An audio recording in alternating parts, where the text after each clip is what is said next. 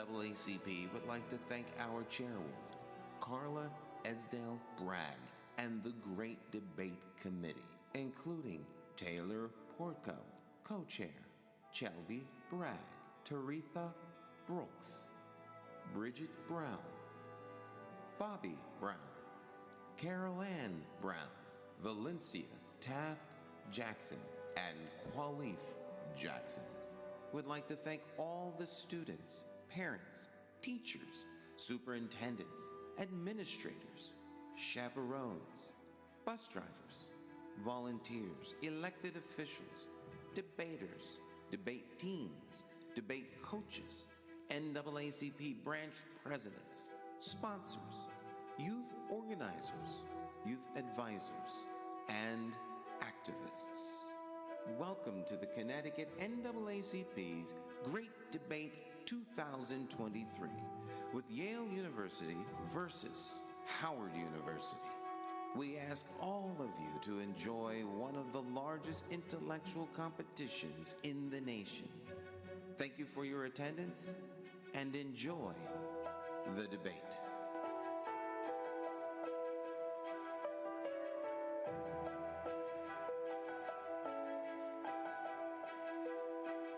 So you all are a part of a long tradition, and we need to keep this movement going, not only here in Connecticut, but all across the nation.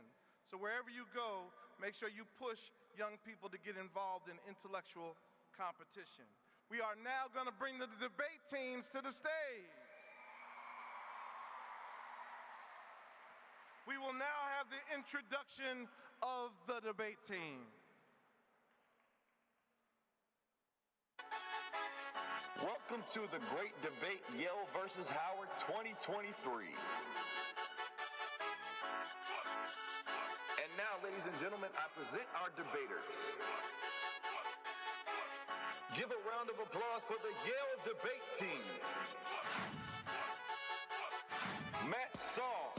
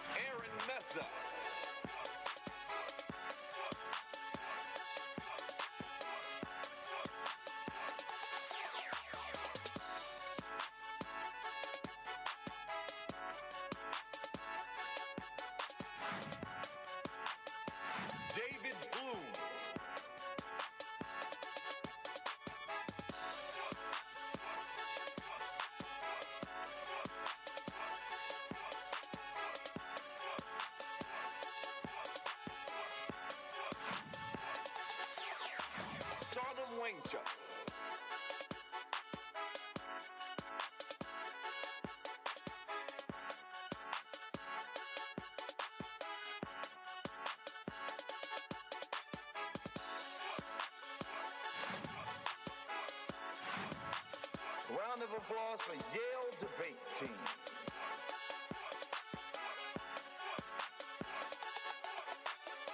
And now give a round of applause for the Howard debate team.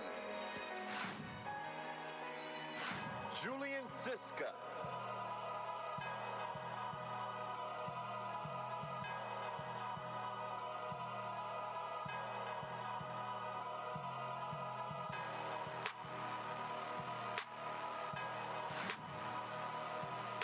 Charlie Jackson.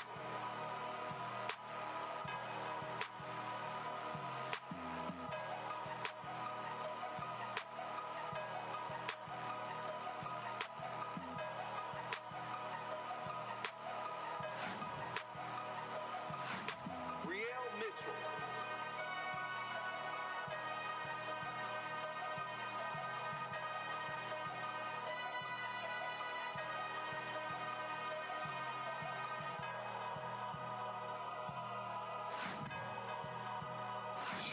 Ray Graham.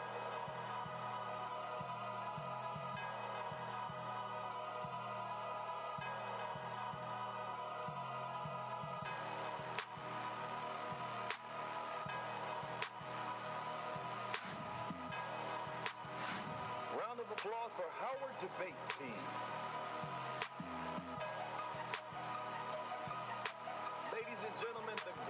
debate, Yale versus Howard 2023.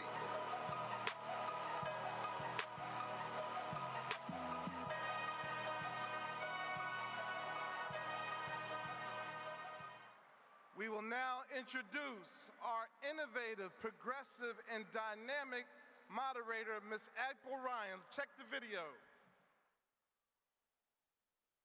April Ryan is an American reporter, author, and White House correspondent. She joined CNN as a political analyst in 2017, but she is now the White House correspondent for The Griot. The Griot is an American television network and website with news, opinions, entertainment, and video content geared towards Black Americans.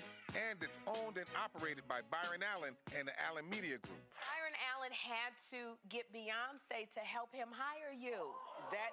That's a true story. I don't even know if Beyonce even knows. Byron was telling me, oh, I wanted to buy the network, the boutique network that you worked for, so I could bring you over. And I was like, but Beyonce. Yes. And he was like, wait a minute, because he says I wasn't giving him eye contact. He said, Beyonce, come over here. I said, oh my God. I lost my mind. He said, you are around presidents. I said, but that's Beyonce. I am a total fangirl for Beyonce. Who Run the World? Girls, that's All right, that's and it. so he hired you. You said, I agree to come work with you over there at the Griot. Yes. I agreed, and it's been a lift. I opened up the politics arm of his empire for the Griot, and we're doing amazing, groundbreaking work. In May of 2017, the National Association of Black Journalists named April Ryan as the Journalist of the Year. April Ryan is a graduate of Morgan State University with a BS in Broadcast Journalism and was awarded an honorary doctorate degree from her alma mater in 2017.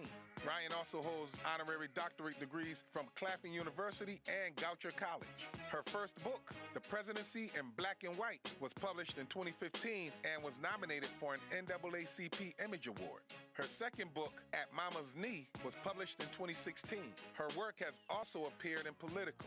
Her blog, Fabric of America, is devoted to minority issues and stories throughout the United States. As a White House correspondent, April Ryan has covered 5 presidential administrations. Ryan has conducted one-on-one interviews with Barack and Michelle Obama, George W. Bush, Hillary Clinton, Al Gore, and John Kerry, among many others. We would now like everyone to stand and greet our moderator for this year's great debate between Yale and Howard, Miss April Ryan.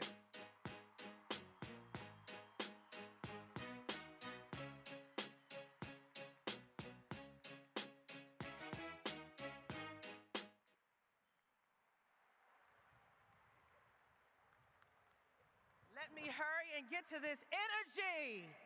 Good morning, Connecticut. Good morning, Connecticut. Let the debate begin. Yes. The way you're screaming, it makes me feel like we're at the Renaissance concert with Beyonce.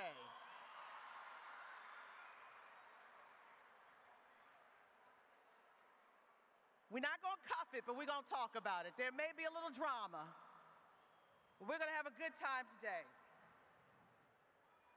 We will now officially start the great debate between Yale and Howard University.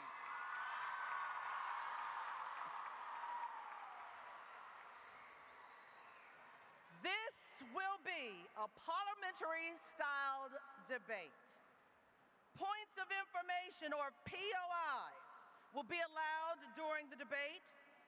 POIs are a feature of parliamentary debates, kind of dramatic, allowing an opposing team member to offer a brief question during the current speech. Generally, the procedure for offering a POI is as follows. 1, the opposing team member stands to offer the POI uttering a phrase such as point of information or gesturing towards the speaker. 2, the speaker then either accepts or declines the POI uttering a phrase or else offers to accept it at the end of their sentence. Again, the speaker then either accepts or declines the POI or else offers to accept it at the end of their sentence. And number 3, if accepted, the debater that offered the POI may then briefly interject a point, question, or statement. Generally, they must do it in 15 seconds or less. 15 seconds or less. Can you handle that? Okay. And the speaker may cut them off at any point, okay? The speaker must then immediately answer. So those are 3 issues and rules in this POI. Now, there will be 2 questions, and we're starting the debate. There will be 2 questions. The first question is, subject matter, teacher certification exams. Teacher certification exams. Resolution. Several schools in Connecticut are named after former President Barack Obama. But under current rules, former President Obama cannot teach at those schools without passing a teacher certification exam. This House believes that Connecticut should eliminate its teacher certification exams. In the back, we flipped a coin, and Yale won. Yale will choose which team goes first, and they have chosen to take the side of the affirmative. So Yale will go first. I will read the resolution again for Yale. Resolution. Several schools in Connecticut are named after former President Barack Obama, but under the current rules, former President Obama cannot teach at those schools without passing a teacher certification exam. The House believes that Connecticut should eliminate its teacher certification exams. Yale, you got the first question and answer.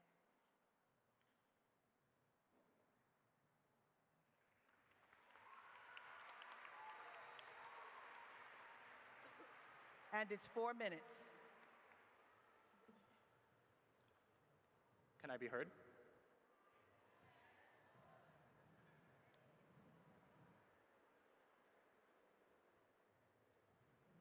The historian and philosopher Hannah Arendt wrote, "An education is where we decide whether we love our children enough not to expel them from our world and leave them to their own devices, but to prepare them in advance for the task of renewing a common world." To the students here today, you are the hope we place in the future. But even standing here, looking out at 6,000 of the best students and educators in the country, I admit that I am worried. I'm worried that schools don't have all the teachers they need, and that our educators are being spread far too thin. I admit that Connecticut is one of the wealthiest states in the country, and I'm worried that it is ranked 3rd to last on racial equality in its educational system. In other words, I am worried that students need help to learn, grow, and build a better world, but that you aren't getting enough of that help. One reason for that is Connecticut's teacher education system. The certification exam required for individuals to pass if they want to be hired as a teacher. We think Connecticut should eliminate these exams. Instead, we believe in a system where if you want to teach, you can show your ability in one of many ways.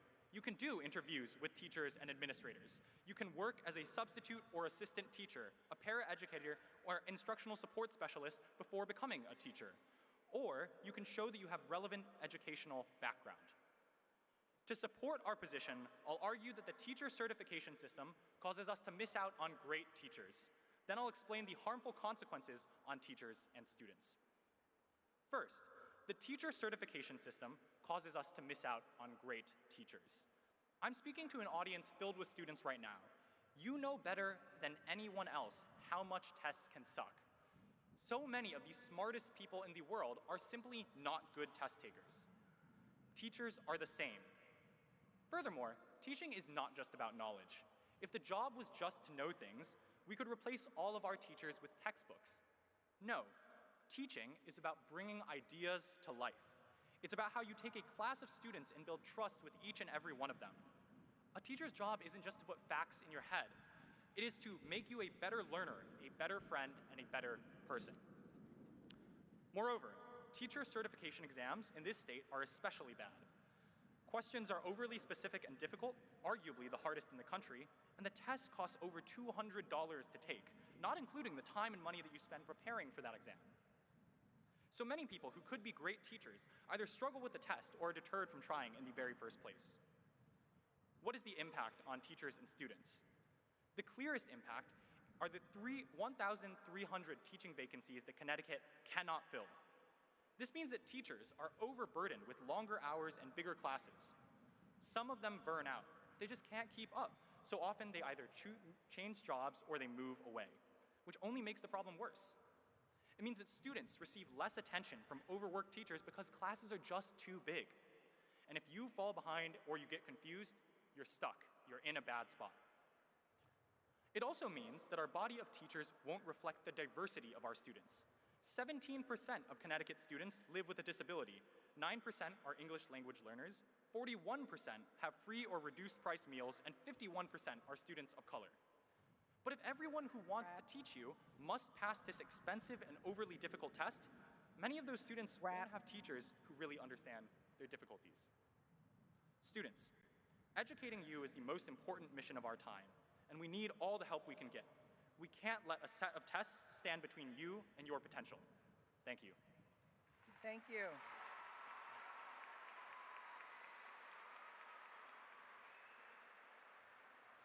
The Leader of the Opposition Constructive, 4 minutes. Well, excuse me, I'm sorry. The Prime Minister of the Constructive, 4 minutes. Yale University will go. Then the Leader of the Opposition Constructive, 4 minutes. That is Howard.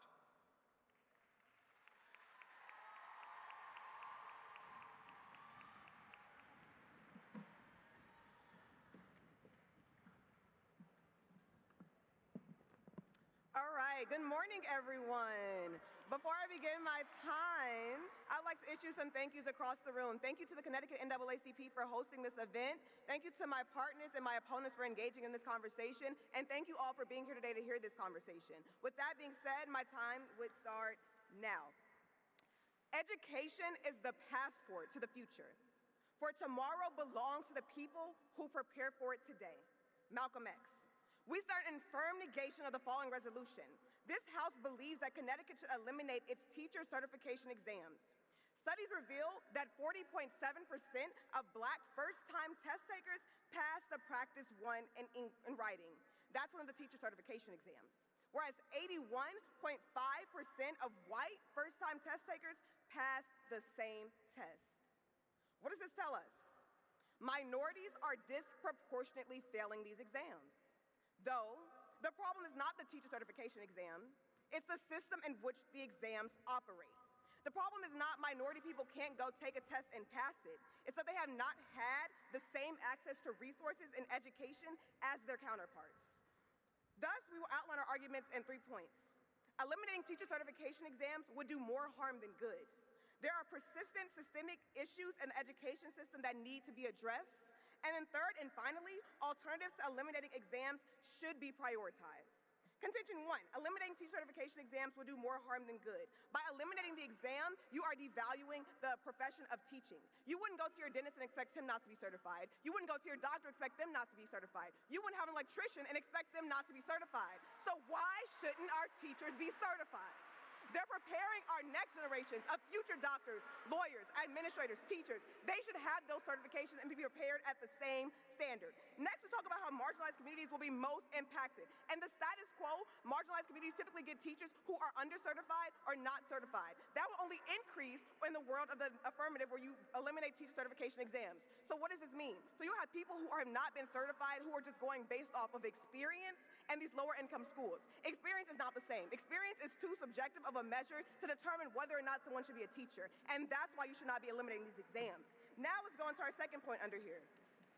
There are higher turnover rates with teachers who have not passed certification exams. So what does this mean? Teachers who have not passed certification exams typically leave the schools quicker and don't stay at these schools as long. So students who come in these marginalized communities and these lower income schools, their teachers won't stay, they'll be revolving in and out, leaving the schools quicker. Students can't build connections with their educators and get the resources that they need from their educators, and that's problematic.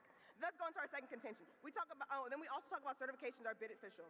Studies in New York, California, and North Carolina demonstrate that fully certified teachers have a positive impact on student achievement. That right there tells you all you need to know. That tells you that certifications actually benefit you as students, and that's why your teachers should be certified. Our second contention, there are persistent systemic systemic issues in the education system that need to be addressed. If you remove the certifications, white teachers will still be seen as more qualified than black teachers or minority teachers. Minority teachers are important in the classroom, and that is why we need these teacher certification exams to exist and prepare minority students to have those same equipped with those same resources. No, thank you. Now we talk about Desiree Carver Thomas and the Senior Research and Policy Analysis and the Learning Institute Policy Institute. Turnover rates are high in part due to inadequate preparation and mentoring, poor teaching conditions, and displacement from high-need schools. So what does this tell us? That teachers are not staying in schools and are not being performative or not doing well in schools because they don't have the resources that they need. He talks about teachers being burnt out or not doing students well. Yes, we agree, but teachers need resources to be beneficial. Okay, and for our third contention, alternatives to eliminating exams should be prioritized will be talked about by my partner. And for all these reasons, thank you all for being here today.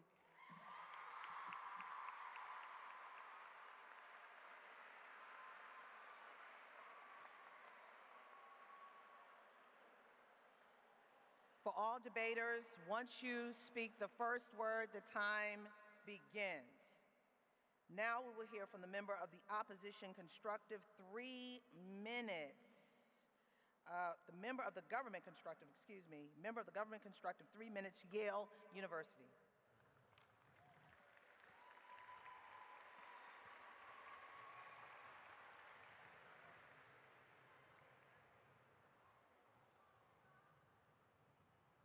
Thank you everyone for being here. Thank you NAACP for putting this event on. Thank you to my opponents for coming all this way. I'm proud to affirm. The first thing my opponents tell you is this idea of black teachers are passing this test at lower rates. And they argue that this is because the people who are coming in are less prepared.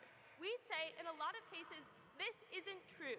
We'd say that there are other reasons that some people might struggle more with exams than other people. Things like stereotype threat, where if you are, say, black or female, and you go into an exam where you've been told that people like you tend to do worse, you are scareder of the exam. You have a lot on your mind, and therefore it is harder for you to take the same exam, even if you know the material just as well.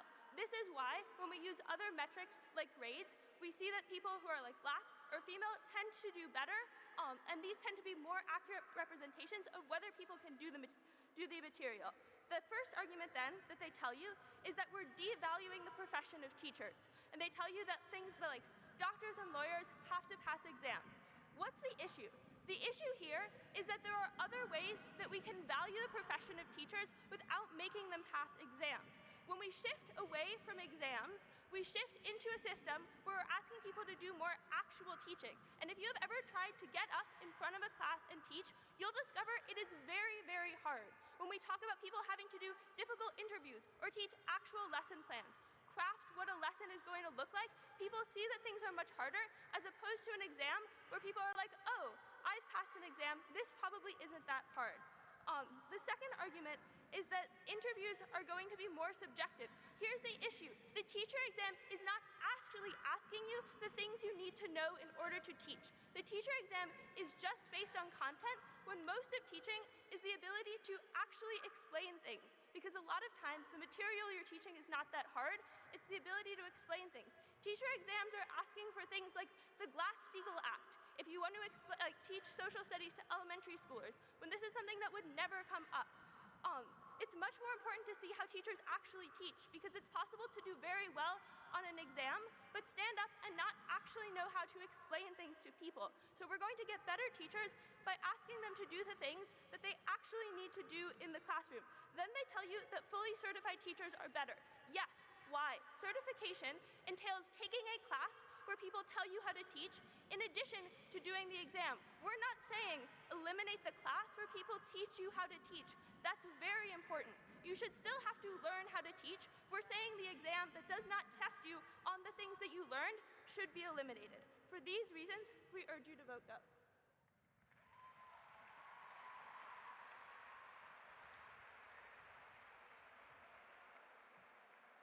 Now we will have the member of the opposition constructive, 3 minutes at Howard University. Once again, the first word you utter begins the clock.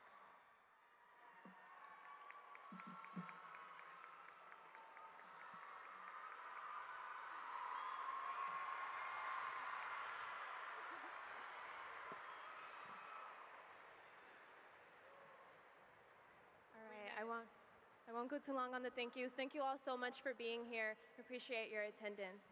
I want to start off by emphasizing the statistic that it was just in 2021 that the Connecticut Department of Education announced that 10% of teachers in Connecticut are of color. This is significant because data shows that there is a correlation between student success and teachers that are of color and diversity. Our framework is based on the understanding that the problem is not that of examinations, but the system in which these examinations exist within. Our three contentions that we are in firm negation of the resolution. Eliminating teacher certifications would do more harm than good. There are persistent systemic issues in the education system that need to be addressed, along with understanding that alternative options should be prioritized.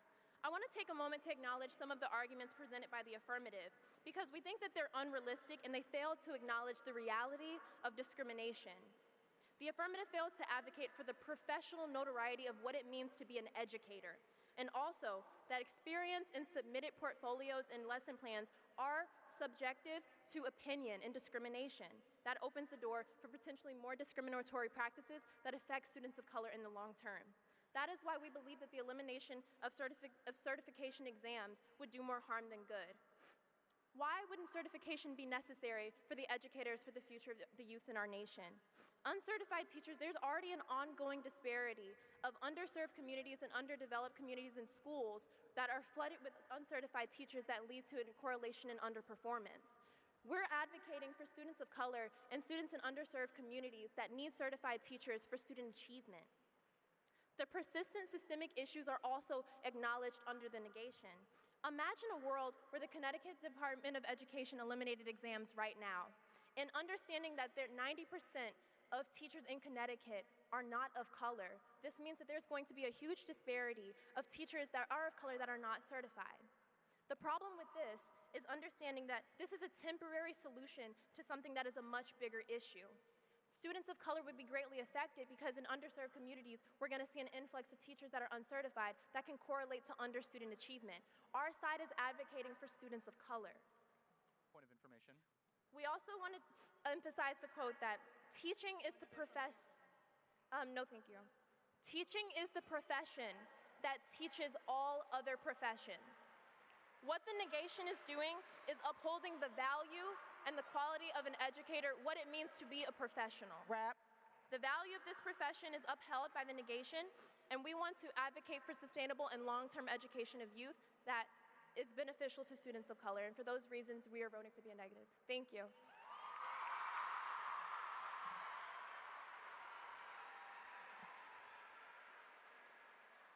A little drama there. Next up,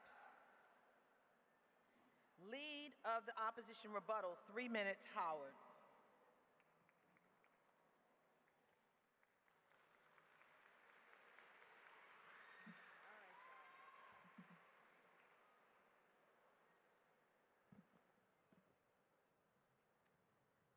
All right, I'm going to paint you a picture of two worlds, the affirmative world and the negation world. The affirmative world has a world where teachers have no certification exams. They're walking into classroom based off of experience that they've had, even though this experience, there's no measure to this experience to test whether or not they actually can teach students. They're just going to teach them. They're going to assume that everything's okay in the classroom and neglecting you guys as students. That's a problem. In the negation world, we advocate for a world in which teachers are equipped with the adequate resources to properly educate you, making sure that teachers are actually valuing not only their education, but your education, taking the time and putting the effort in to take a certification exam, to do the necessary steps to become a teacher for you.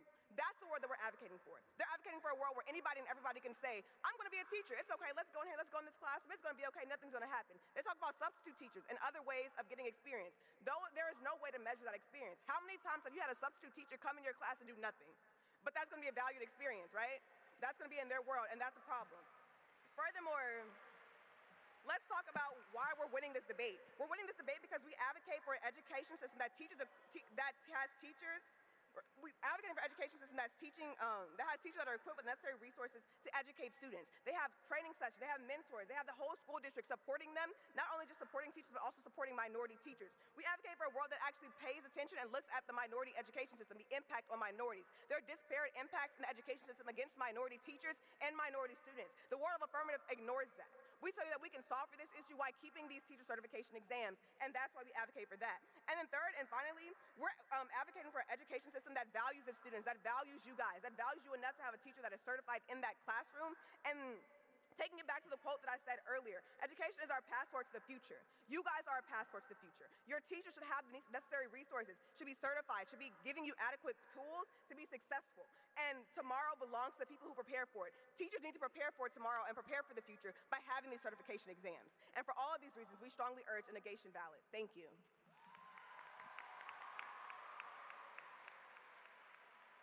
Now, Prime Minister rebuttal, 3 minutes, Yale.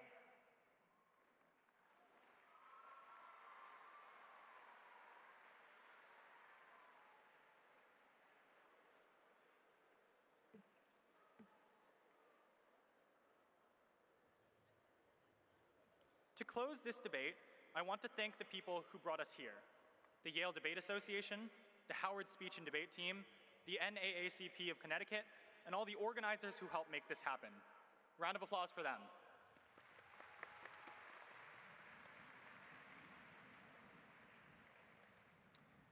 But there's another group that I want to give a special thank you to. Could I please ask all the teachers in the audience to stand?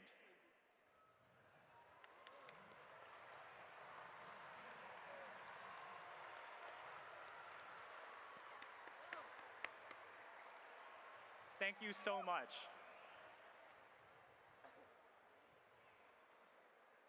I think this debate is actually very simple. There are only 2 questions that you need to ask and think about today in order to adjudicate it. The first question is, do our teachers need some help? Those wonderful people who just stood up, are they overworked? Are they tired? Do they need support? Number 2, can you teach well without taking a test?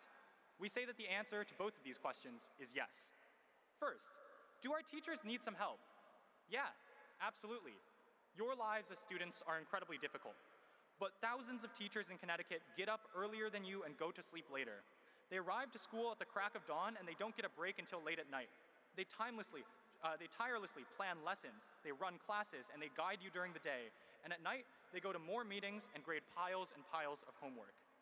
You may not realize this, but your teachers really do benefit from having smaller classes and would benefit from having more support.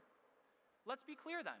They say that the current system is bad, that there aren't enough teachers who are teachers of color, that there aren't enough people that are represented well, that many students aren't getting the education they need. We absolutely agree. That is our entire point. And that's why we need things to change, because the current system isn't doing enough, because the current system is unfair. The second question is, can you teach well without taking a test? We also say yes. Take a moment and think about the people in your life who you've learned the most from. No doubt that some of them are teachers, but I bet that many of them are not. They're your parents, your siblings, your coaches, your church leaders. These are people who never took a test to teach, but they still teach you so much in day-to-day life. Teaching is dynamic. It's not about a test. It's about looking your students in the eye and telling them that you care.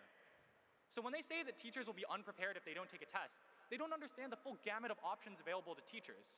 But moreover, they don't understand the alternative. If we don't have enough teachers, all you have are substitutes. Look, the reason we're here today is we believe that the education system can be better. We can do better.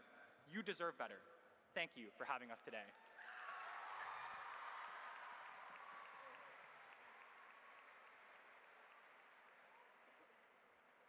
The great debate, Yale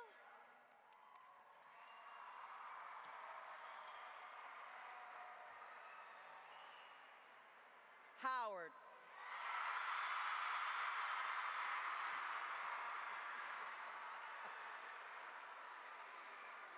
Oh my. I'm gonna tell you, that's Renaissance right there. But two great schools. Are you enjoying this debate? This is the best teacher being in the space. Good, I'm glad you're enjoying the debate. Question two. Subject matter: artificial intelligence in the music industry. Resolution: recently, an artificial intelligence song was generated with Drake and The Weeknd. and the song went viral. The creator, known as Ghostwriter, claims the song, but did not receive permission from the original artist. This house believes that AI-generated clone music should be banned in the music industry. This time, Howard University will go first with 4 minutes.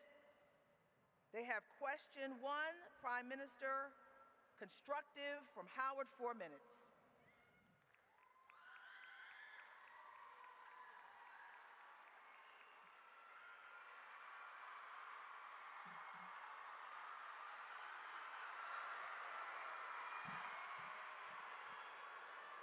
Hello, everybody. Before I start my time, I just want to say thank you to the Connecticut NAACP for putting on this event, and thank you to everybody for being here. And with that, let's start the debate. More than 81% of Billboard top 10 best-selling albums are made by people of color, and over 40% of established artists in the music industry are black. And in the words of Jay-Z, I'm not a businessman, I'm a businessman. And it is our understanding of the resolution today, which is why we stand in firm affirmation that this House believes that AI-generated clone music should be banned in the music industry. We're specifically talking about music that takes an artist's name and likeness and uses that to be implemented. And we're gonna show you why AI should be banned through our 3 contentions. 1, AI infringes on copyright name and likeness. 2, AI exacerbates cultural appropriation. And 3, AI takes away human connection to music. Let's get to our first contention. AI infringes on copyright property and takes advantage of artists. Let's talk about the song Heart on My Sleeve. Now, for those who aren't familiar, points of information denied.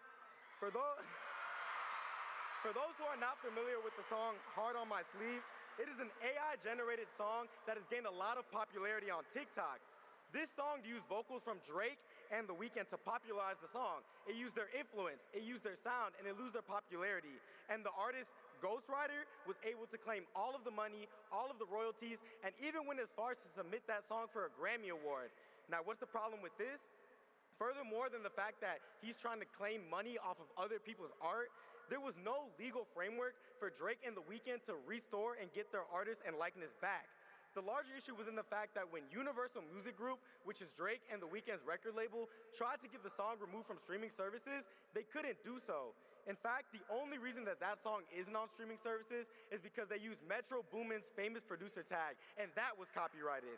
And that brings us to the problem with AI. They're gonna continue to use black and people of color's fame to be able to advance other people and take away our autonomy in music, and that is wrong. Which brings me to our second contention, that AI exacerbates cultural appropriation. Now, we all know what cultural appropriation is. That's when members of a majority group take away cultural elements from a minority to exploit us, to disrespect us, and to stereotype us. And music is a cultural product. Jet Golub writes that music is the universal language of mankind. Scientists at Harvard actually just conducted a study that proves that music is a cultural product. And we see that AI is going to abuse this, and they specifically appropriate black culture. How do they do this? In 2 ways. We see this with FN Mecca, who is an AI-generated rapper put together by a team of developers, yes, and white developers, who uses blackface and even says the N-word in many of his songs. Does that sound right to y'all? Another way that we see this is through Lauren Chanel's quote, when she talks about people using AI-generated music. She says that it's another way for people who are not black to put on the costume of a black person, to use people like Drake and Kanye as puppets, and that is alarming. This is another example of history that people are trying to take away black art and trying to mimic that. These impacts are worse than just socially. This is economic, because the hip-hop industry brings in over $10 billion in revenue a year, and the top 20 rappers make over $200 million a year.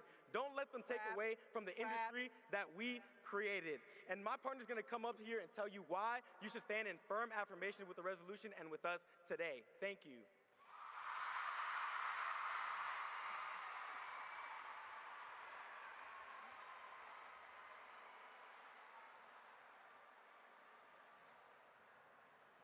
Next, the leader of the opposition constructive, 4 minutes, Yale University. Bula.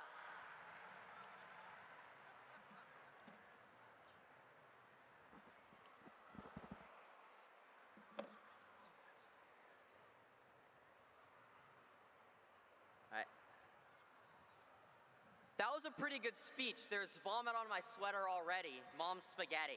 I want to thank the NAACP. I want to thank y'all. I want to thank Howard. And I got to shout out my boy Felix in the audience. All right. 2 points of background before we get started. The first thing that I want to point out is that in reality, the artists and the songs that are most likely to be cloned are the super famous ones. And this is because the attraction of cloning AI is seeing a rapper or a singer that you already know doing something that they wouldn't otherwise do, like making, Chief Keef sing the national anthem or something like that. That being said, I have 2 arguments in this speech. I first want to talk about the freedom of expression. The reason why this argument matters so much is that we don't think that the government should be in the business of telling us what we can say, what the sort of music we can make, the sort of clothes we can wear. So if we prove that AI-cloned music is a legitimate form of expression, then we don't think that the government has any right to tell us that we shouldn't listen to it. Why do we think that AI-cloned music is legitimate? Because these guys would have you believe that all AI-cloned music is just biting off of people like Drake without adding anything new or creative to it. But this is clearly not the case for 2 reasons. First, we think that this music is transformative. It changes the source material in a substantive way. Why is this the case?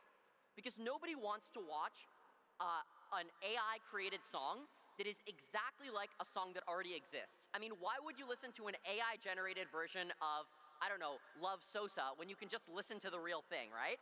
So clearly, the value of this comes from taking an artist's voice, but then putting it in a new context. So for example, Ghostwriter, the person who made Hard on My Sleeve, wrote the lyrics to Hard on My Sleeve. He just had AI Drake and The Weeknd sing it. He produced the beat. So there's a clear element of creativity here that is existing. It's not just biting off existing artists. I think a good example of this is reaction videos, right? I mean, nobody would ban reaction videos on YouTube because they're biting off of existing content, because they're clearly adding something new that didn't exist in the original video. So clearly this is not biting off artists. Also, to their point that this is appropriating from people of color, I see no reason why people of color can't also be the ones making these AI clones, right? They don't just have to be the ones singing, they can be the ones producing and creating the music as well. Second reason here, we don't think that it's a replacement of the artist, right? The artists who are being cloned are still going to be able to produce their own music. They will still be able to do live shows, which AI cannot do. They can still evolve their style in ways that AI can't. What does this show? It shows that the fact that artists are part of the public domain means that all of us have a right to use their voices in our own ways and to add our own creative touch and spin to it. We think the real theft here is not from the multi-millionaire artists who want to lock up their style behind the walls of intellectual property laws. The real theft is from all of us who now don't have the freedom to create and to innovate in music. Second argument then. No points? Okay. Why do we think that AI-cloned music is good? I want to point out that we've all listened to this stuff, right? It's fun. Why do we think that it produces high-quality music that shouldn't be banned? We think first, it's fun because it's unexpected, right? You can take an artist who you know and put them in a new context. For the same reason that, for instance, when Kanye West dropped 808s and Heartbreak, and that was like a very innovative, different type of style, that was exciting. When you take an artist's voice and then you put it over a beat that they normally wouldn't use, that is an innovative and interesting form of style. The next thing that I want to talk about, and that my partner Sonam is going to talk about, is how this helps new come up. We're very proud to stand in opposition. Thank you. Thank you.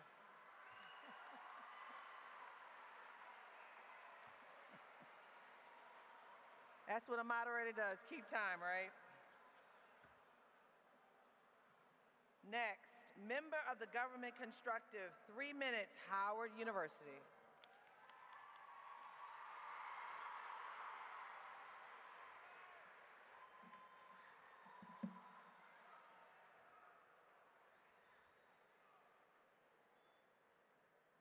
All right, I'll keep the thanks brief. I would just like to basically extend the sentiments of everyone who has spoken here today. Thank you all for coming out. You guys are the leaders of tomorrow, so it is a privilege to speak in front of you. So let's go ahead and jump into it. Resolve. This House believes that AI-generated clone music should be banned in the music industry. Let's start with our first contention of name and likeness infringement. Let me ask you this question. What do we have if not our own voice? What do we have if not our own voice? As Hard on My Sleeve has shown, even when deepfakes is used, there is no legal protection against it. As my partner has stated, even when the song was released using Drake's voice, using The Weeknd's voice, there was no legal precedent for them to be able to reclaim their voices back. If that can happen to popular artists, then that can happen to smaller artists. That can happen to you if you want to enter the music industry. There is no protection of you.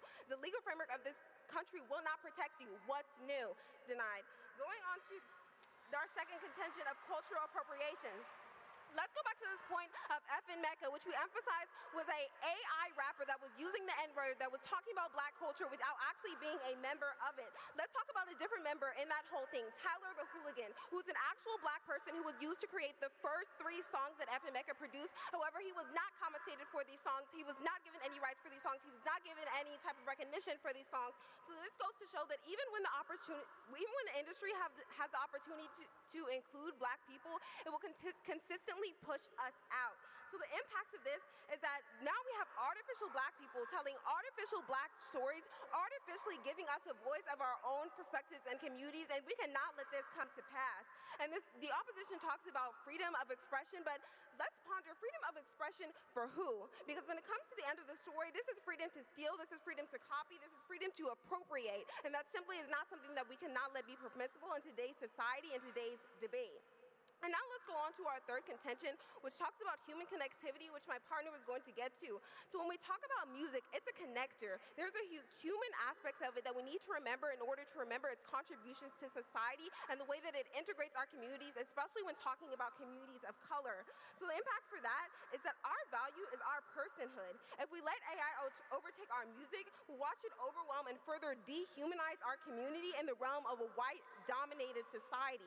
These are impacts that we are going to certainly see if we let AI become kind of this actor that replaces black people, and of course it will replace the black perspective, because in today's day and age, in the music industry, they're always going to go for the profit motive. They're always going to go for the thing that is most efficient, and what is most efficient in that fact is shutting us out so they can reach the most bang for their buck. And the last kind of thought that I want to leave you all with today is, as Bobby Brown reaffirmed to you earlier, your voice is your power, and only one side of this debate affirms that. Thank you.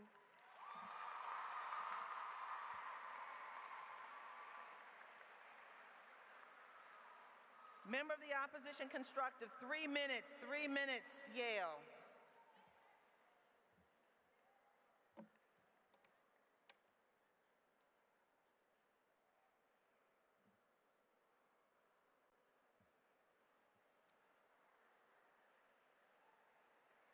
Thank you to the NAACP, thank you to Howard, thank you for the Yale Debate Association, thank you to my girlfriend for telling me that debate is cool, and thank you to my family for supporting me wherever we go.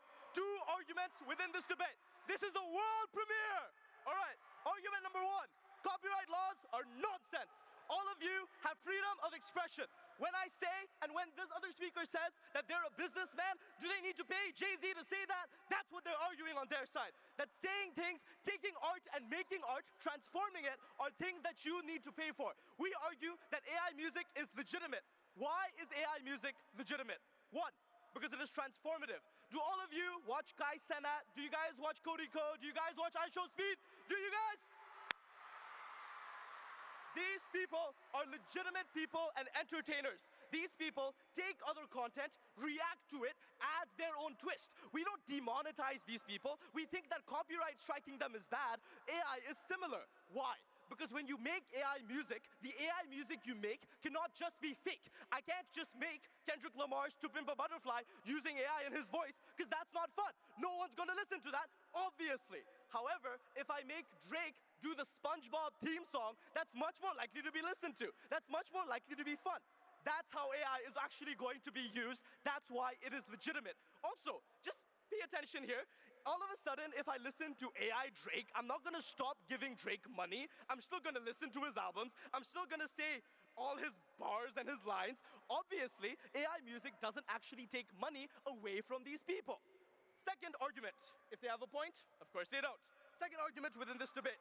Why then, at the point at which you have the freedom of expression to do these things, is AI actually going to be good for the music industry? Have any of you guys in the audience tried producing music? Producing music is very, very difficult. Making convincing songs is very hard. But you have to use your voice. You have the ability to say things to the world. You should be able to express the feelings that you have. And obviously then, using AI to generate music makes that music more accessible. You can say more things. You can communicate more ideas. You can start making songs for your friends using AI. And because this accessibility increases, the number of people of color, the number of people can now make more music because they have access to AI, which makes making the music more simple. So, this debate is very simple. One, AI music is legitimate because if AI music was not legitimate, our first speaker could not have said Jay-Z line. And if AI music were not legitimate, copyright people who watch and react to shows would also suddenly lose all their money. We don't think that this is legitimate. Therefore, AI music is real. Secondly, we think that for producers that are otherwise harmed by big record labels, that this is an opportunity for them to make more money, to be more recognized, and for the modern Morrison to shine. Very proud. Done.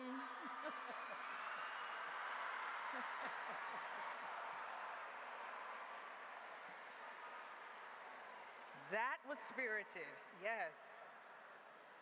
Lead of the opposition rebuttal, 3 minutes. 3 minutes, Yale.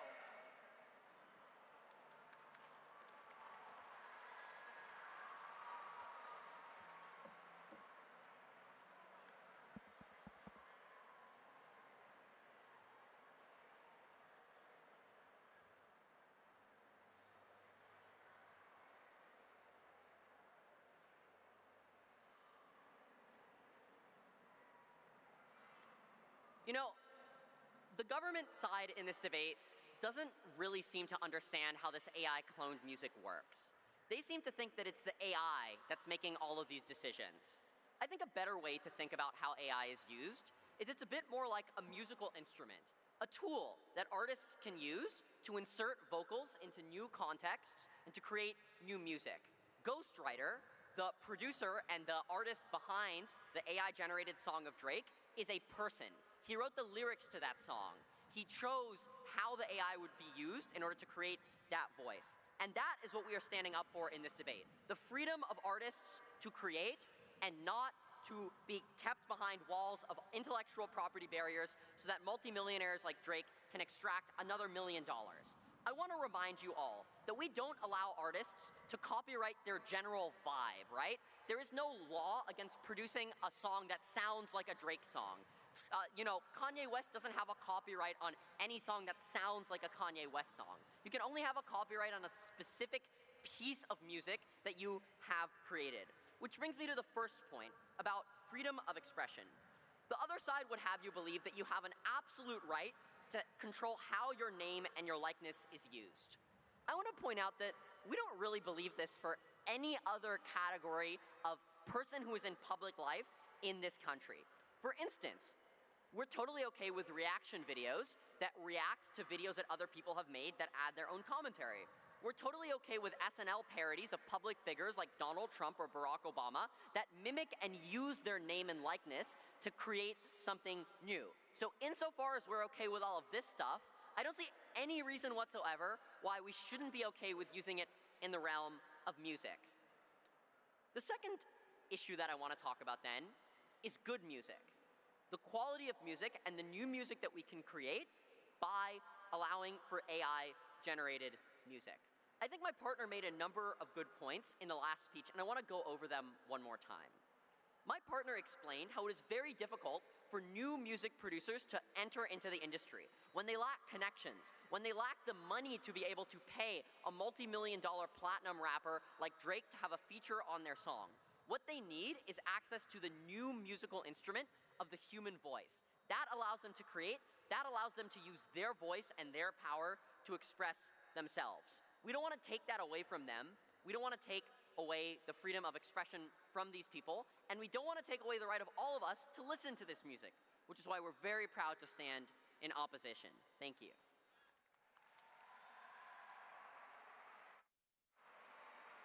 And now the Prime Minister rebuttal, 3 minutes, Howard.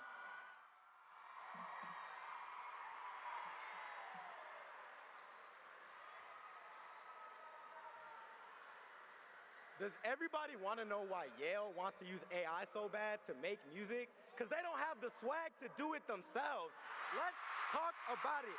This whole debate, we've talked about hip hop, we've been talking about our music, and not one person on that stage relates to that culture, and neither does the AI that they're talking about. That can't be mimicked by AI. Our culture is not a tool. This is not something to be mimicked and not something that AI can relate to, which is why we stand in firm affirmation today. Let's look over some of the arguments.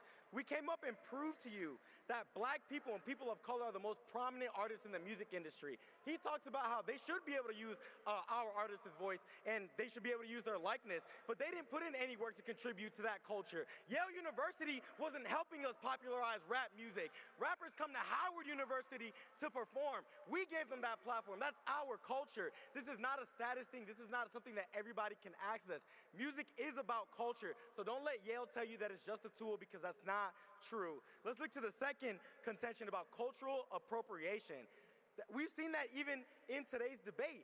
We all using quotes from different artists and hip-hop artists and black rappers, which is something that Yale partook in this debate as well. They prove to you over and over again that the only reason they need to use AI, or even other people need to use AI to be able to come to our industry, is because they can't relate to the culture and they don't have the swag to do it themselves. That's the problem in today's debate, everybody. That's the real issue that we should be talking about. Point of information. Let's get to our third. No, we're good. Thank you. So let's get to our third contention. The fact that artificial intelligence cannot actually have the human experience. Does AI know what it's like to be black? Does AI know what it's like to have a culture? Does AI know what it's like to express your culture through music? The answer is no, and apparently Yale doesn't know how to do so either. That's the problem in today's debate. It breaks down like this.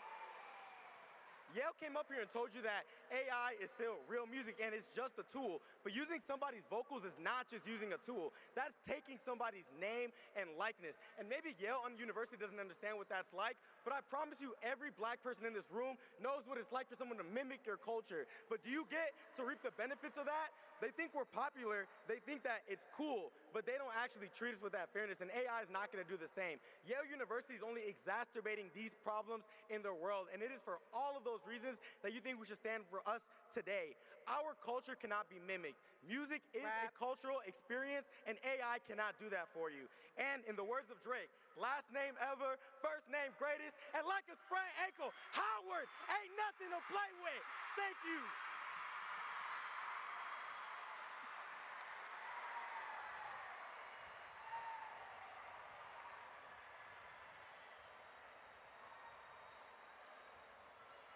This was worth every mile I came to Connecticut this morning. Woo! This was better than sitting in the White House briefing room today. I'm telling you. Yale, Howard.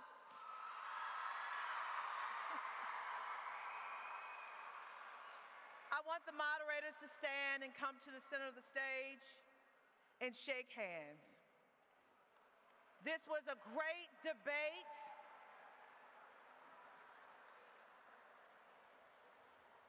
This shows the spirit of sportsmanship, friendly adversarial debate.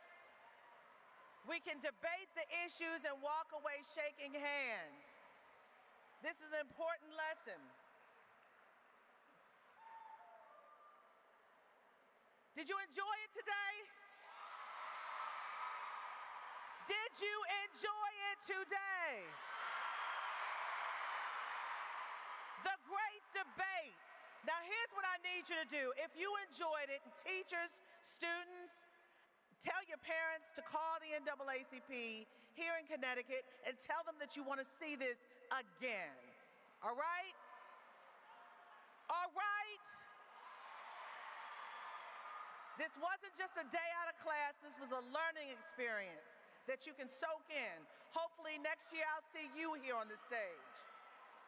Well, this ends our Connecticut NAACP Great Debate of 2023 between Yale and Howard University.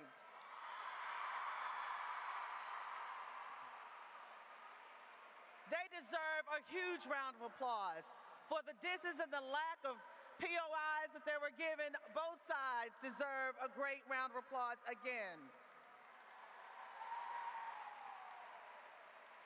And I'd like to say once again, it was a pleasure for me, April Ryan, to be your moderator this morning.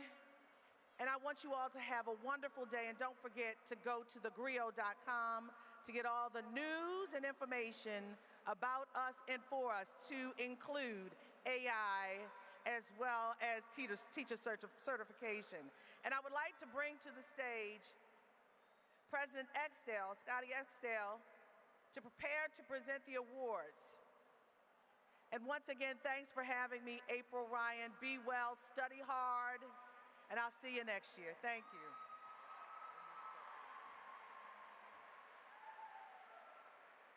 Let's give it up for our moderator, April Ryan. Come on, give it up. She came all the way from Baltimore. Come on, give it up, y'all. We will now give out the awards. We will first give the awards to Yale University. Let's give them a round of applause.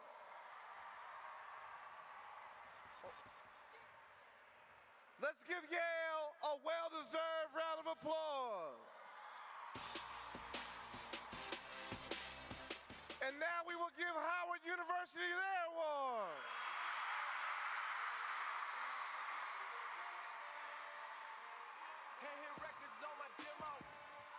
Let's give both teams an award. And a round of applause. Listen up, everyone. This is an exhibition. There's no winners or losers. Everyone is a winner. Everyone is a winner. Everyone is a winner. We thank both teams for participating in Great Debate 2023. We will give you guys an opportunity to take a picture with the debaters, but before excuse me 1 second, everyone. We started with respect. Let's end with respect, everyone. So what we're gonna do now, as we started in prayer, we're gonna close out in prayer. So we're gonna bring our chairwoman back to the stage, Ms. Bobby Brown, who is the chairwoman of the Bridgeport Board of Education and former Connecticut State Conference NAACP Youth and College Division President. Let's give it up to Bobby Brown one more time. You guys sound fired up and ready to go. So what we're going to do is I want to say thank you for each of you participating. We pray that you learned something today. We pray that you're inspired today. We pray that you go back into your communities and impact the young people that you know about this and use your voice. So we wouldn't be NAACP if we're not doing our cheer. So I'm going to say fired up and you're going to say ready to go. That's our saying. So can I have everybody stand? This is our closing prayer. Everyone stand. Hold on. We got 1 second. Hold on. Scott, you ready? Young people, are you ready? Are you ready? All right, I'm going to say fired up, and you're going to say ready to go. 1, 2, 3. Fired up. Fired up. Fired up. Young people, make some noise.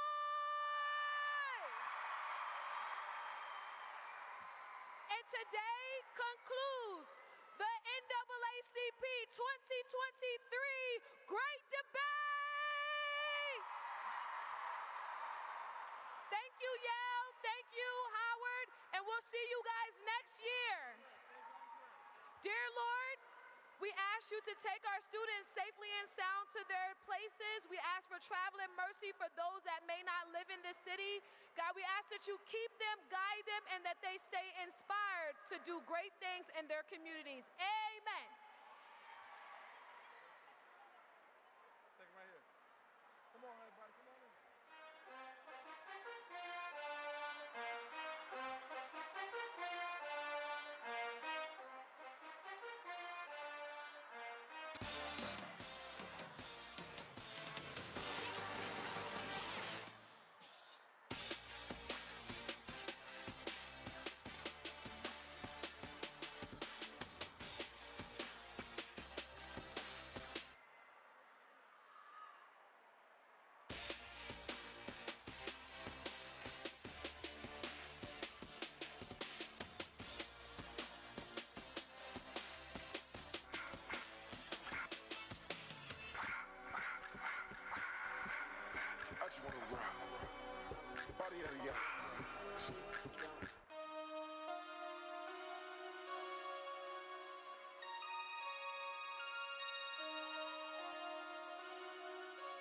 MC,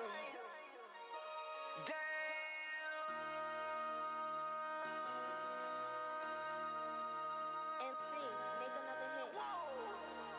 This ain't what you want. This ain't what you want.